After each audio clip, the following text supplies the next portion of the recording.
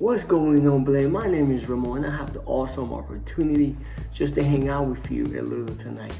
Let's get right into it. If you're anything like me, I have struggled sometimes to keep, I guess, my faith tank full.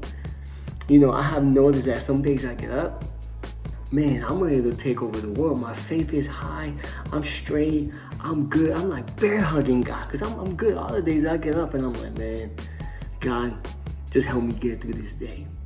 See, I noticed that my faith can sometimes just be like a roller coaster. I'm high, I'm low, I'm going through just all kind of emotions.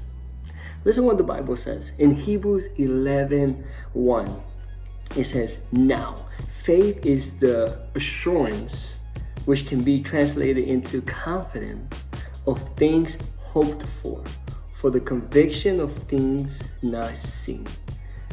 Faith is the things that we have hoped for. So what happens when life is going good? We're believing for this thing. We've been praying for stuff for so long. And we've been hoping, and it doesn't happen.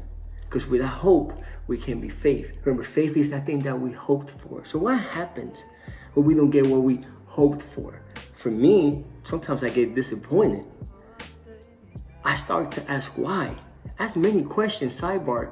It's okay for you to feel like this, by the way. It's okay for you to have questions and even get disappointed.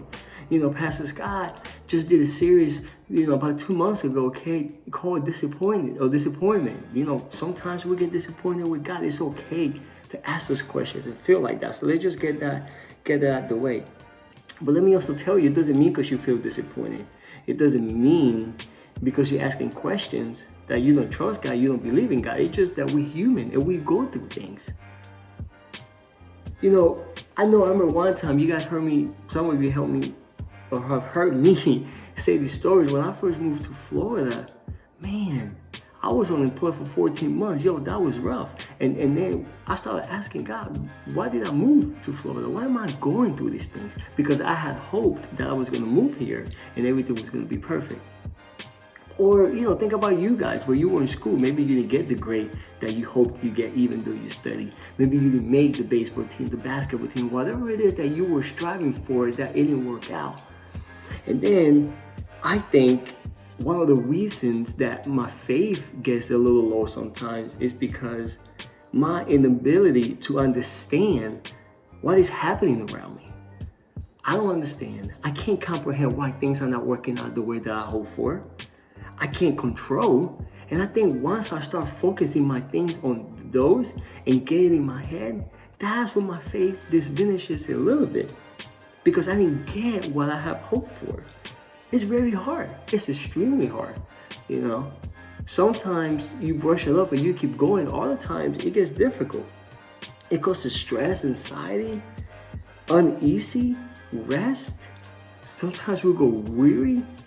Sometimes we get stuck in a rut. And I'm like, man, that's the point where I'd be like, God, what's going on? And then he takes me to Proverbs 3:5. And he says, trust in the Lord with all your heart. And do not lean on your own understanding. Boom, right there. Do not lean on your own understanding. A few seconds ago, I just talked about sometimes the reason I cause stress on myself and my faith diminishes a little bit is because I'm trying to understand. I'm not resting on God. I get in my head because I'm human. I'm trying to understand. I'm trying to comprehend. Why is this happening? Why didn't I get the job? Or why didn't I get this that I wanted? And God just reminds me, don't lean on your own understanding.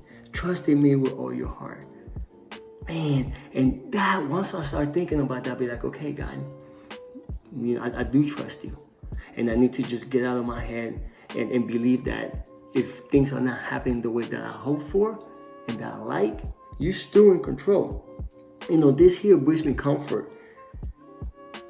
The Bible also said that the secret things belong to the Lord. That's another reinforcement for myself that I'm just not going to know everything. I am not going to understand everything. Everything that I have planned for my life is not what God has planned for my life. My plans are not his plans. And again, you hear Pastor Scott said, whenever God has an opinion, mine is irrelevant. And I need to start reminding myself of those things. I need to turn my focus back on God and away from my circumstances. I remember also Pastor Scott. I know I'm giving Pastor Scott a loud shout out because he's the man. He told this story. He had this metaphor. So if it comes out good, it's all Pastor Scott. If it doesn't, I messed it up. But he said sometimes, our faith could be like bricks, right? And sometimes our bricks, they crumble and they fall down.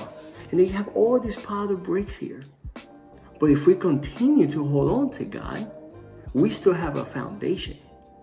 And one day at a time, I can take one brick, I can just put it.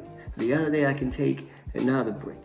The next day, I'm going to take 2, 3, 4, 5 bricks and keep building my faith again. And before you know it, you keep holding on to God.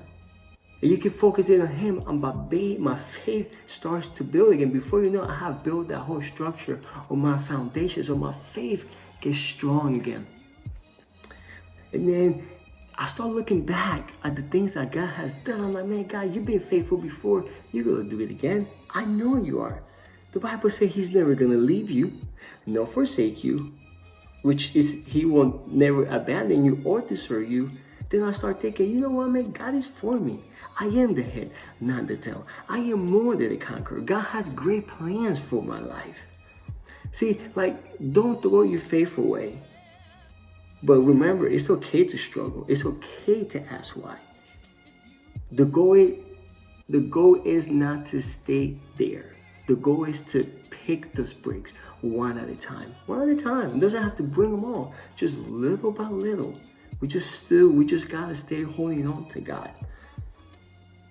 I have this thing that, man, even if I hold on to God by a thread, by a little bit, that counts. Again, some days you're going to get up, you're going to be ready to take over the world. You're going to be holding God as tight as you can. Other days, you probably just go home by a thread. But as long as you hold on, listen, that's the key. Hold on. Don't give up. Again, one break at a time.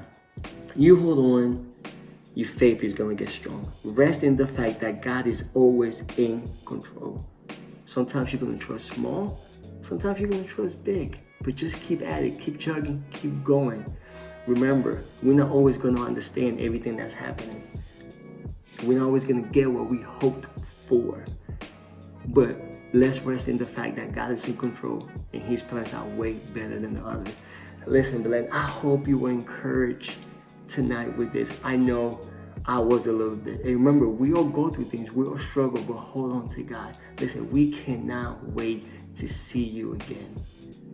Pastors love you, us leaders love you, and we are looking just forward to the more we can just hang out again. Have a great night. Until next time, love, peace, and chicken wing. Peace.